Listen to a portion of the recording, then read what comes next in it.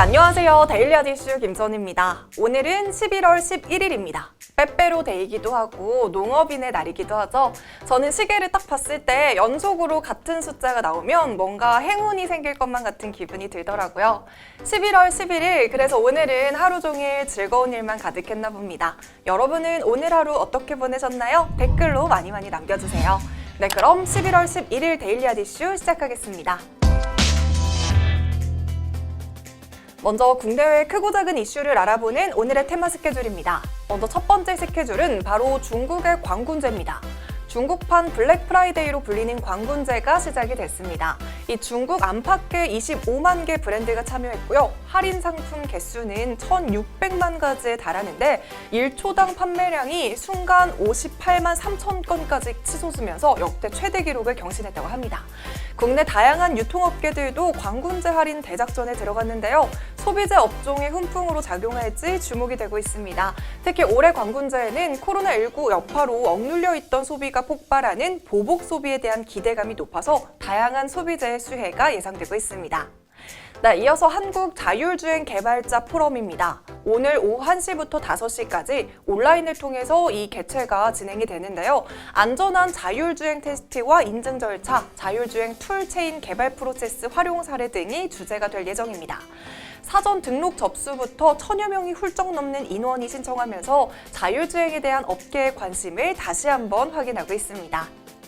네, 11월 11일에도 실적 발표는 이어집니다. 오늘은 위메이드와 넷마블, 게임빌과 컴투스와 같은 게임사들의 3분기 실적 발표가 있습니다. 네, 지금까지 오늘의 테마 스케줄이었습니다. 네, 오늘 국내 증시는 코스피가 코로나 백신 랠리의 상승으로 출발했습니다. 화이자 백신 소식 이후 간밤 뉴욕 증시는 대형 기술주가 여전히 약세를 보이면서 마감했는데요. 국내 증시도 마찬가지로 오늘 언택트 관련 종목들이 약세를 이어가고 있습니다. 자세한 장마감 지수는 화면으로 살펴보시죠.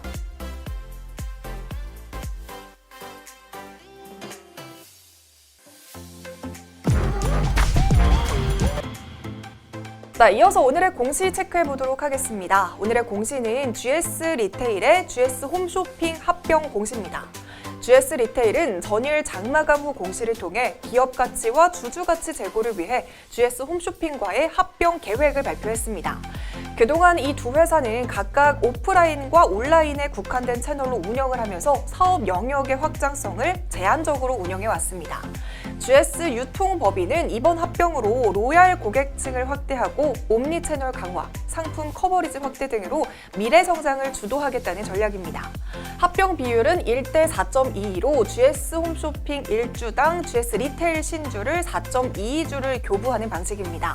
합병 기준가액은 GS 리테일이 33,800원, GS 홈쇼핑이 146,100원으로 각각 전해졌습니다.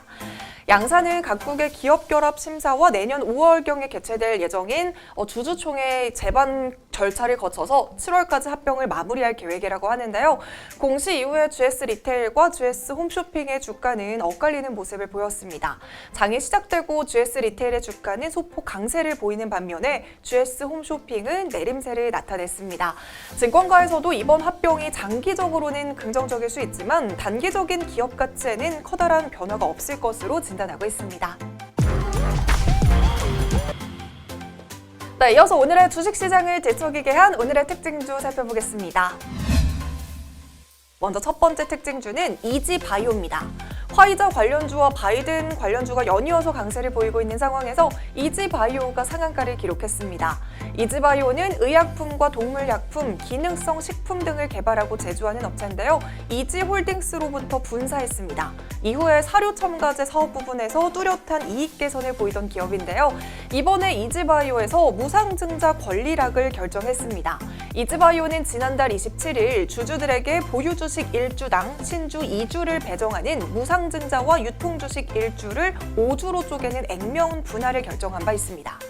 기업의 실질 가치는 그대로지만 무상으로 신주를 나눠주고 유통 주식 수도 늘린다는 소식이 투자자들에게는 호재로 작용한 겁니다. 이 소식에 이지바이오는 장 초반에 상한가에 직행했고요. 4만 원의 고점을 찍으면서 마감했습니다.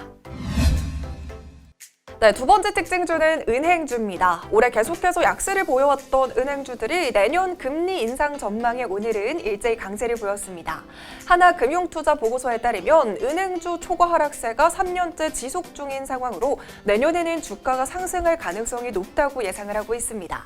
또 최근에는 저PBR과 저PER 종목과 같은 가치주에 대한 관심이 높아지면서 투자 트렌드 변화도 긍정적인 요인입니다. 무엇보다 조 바이든 당선인이 대규모 재정 확대를 위해서 국채 발행을 늘릴 것으로 예상이 되는데요. 미국의 국채 금리가 상승하면 한국 국채 금리까지 동반 상승할 가능성이 있습니다. 결국 국내 시중 금리까지 영향을 받을 수 있는데요. 은행 입장에서는 수익성 부분에서 청신호가 켜졌습니다.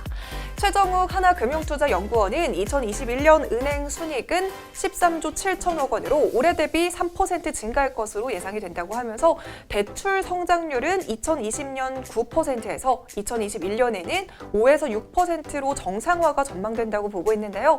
분기 순이자 마진은 내년 1, 4분기부터 매 분기마다 소폭 상승할 것으로 추정이 되면서 이자이익 증가율은 4%를 웃돌 것으로 예상된다고 말하고 있습니다. 네, 이에 은행주들은 오늘 일제히 강세를 보였는데요. KB금융은 장중에 5%대 강세를 보였고요. 하나금융지주와 JB금융지주, 기업은행 등 모두 빨간불을 켜면서 마감했습니다. 네, 세 번째 특징주는 그린케미칼입니다. 정밀화학 전문기업인 그린케미칼이 장 초반부터 강세를 보였습니다. 바로 조 바이든 후보 당선에 따른 수혜가 기대되는 종목이기 때문입니다. 이 바이든 당선자는 취임 이후에 파리 협약에 재가입할 것이라고 언급하는 등 미국이 다시 탄소 제로에 참여할 것으로 예상이 되면서 최근 국내 증시에서 탄소 배출과 관련한 주식들이 급등세를 보여왔습니다.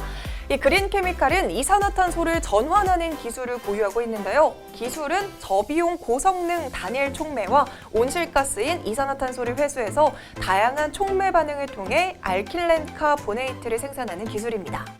해당 기술은 단순히 온실가스 감축 효과뿐만이 아니라 경제성과 친환경성을 두루 갖추고 있다고 평가를 받고 있고요.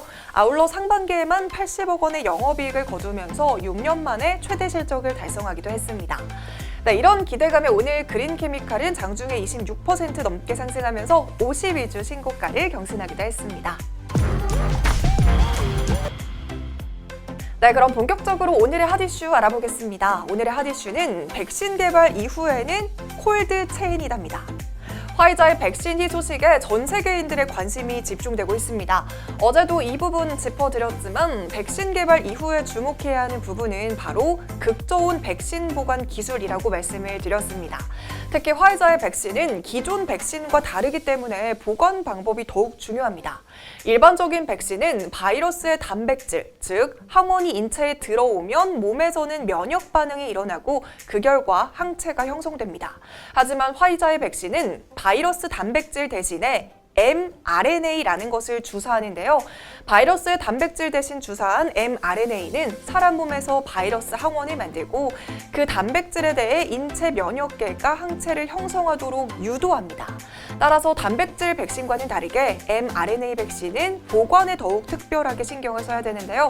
일반 백신은 영상 4도 정도에서 냉장 보관을 하면 되지만 mRNA는 영하 70도에서 보관해야 됩니다. 상온에 노출되면 쉽게 파괴되기 때문이죠. 자, 이 말은 더 나아가서 생각을 하면 특수한 저장 용기가 필요하다는 말로 이어질 수 있고요. 전 세계로 보급을 확대하는 데도 장애가 될 수 있습니다. 이에 따라 백신 보관이 백신 공급에 있어서 아주 중요한 역할을 하게 될 것으로 보입니다. 어제 제가 콜드체인 관련주로 대한과학과 일신바이오 짚어드렸죠. 오늘도 이 종목들 어제의 강세를 그대로 이어갔습니다. 대한과학은 장중에 상한가에 직행했고요. 일신바이오도 장중에 25%까지 상승하면서 강세를 보였습니다. 이어서 오늘은 투비소프트도 콜드체인 관련주로 장중에 상한가를 찍었습니다. 투비소프트는 산업통상자원부의 지원으로 AI 기반의 의약품 콜드체인 플랫폼을 개발 중에 있는데요.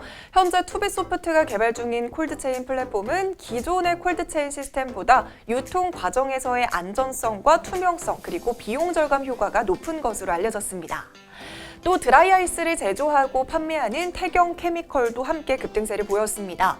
9월 초에도 코로나19로 드라이아이스 수요가 증가하면서 이 드라이아이스 관련주로 상승세를 보였던 종목인데요. 백신 운송에 있어서 신선도를 유지하는 데 도움이 될 수 있다는 점에서 함께 부각이 되고 있는 모습입니다. SCD 역시 콜드체인 관련주로 강세를 보이고 있습니다. SCD는 에어컨용 모터와 냉장고용 냉매 밸브 등을 제조하는 기업인데요. 냉장고용 냉매 밸브 세계 점유율은 50%에 달하고 있고요. 국내 시장 점유율은 98%를 차지하고 있습니다.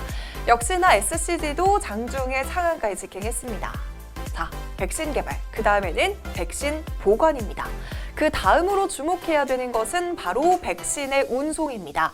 이 부분은 어제 대한항공 이슈 짚어드리면서 말씀을 드렸는데요. 대한항공은 지난 9월부터 백신 수송 전담 태스크포스를 운영해서 최근 백신 수송을 위한 온도 조절 컨테이너 업체 5곳과 계약을 체결한 바 있습니다. 더불어서 인천공항 제2여객터미널에 1,827제곱미터 규모의 신선 화물 보관 시설도 추가 확보할 계획이라고 하는데요. 백신 화물 수송에 대한 기대감도 함께 고조가 되고 있습니다. 정말 주식을 하다 보면 한 가지 이슈가 계속해서 꼬리를 물고 악재나 호재로 이어지는 것 같아요. 기사 하나를 읽더라도 시선을 조금 더 확장시켜서 이 이슈로 숨어있는 종목들도 함께 찾아보시는 것도 정말 많은 도움이 될 것 같습니다. 네, 제가 오늘 준비한 소식은 여기까지입니다. 이 영상들 아직 안 보셨다면 함께 시청해주시고요. 구독 버튼은 이 아래에 있습니다. 네, 그럼 오늘도 시청해주신 모든 분들 고맙습니다.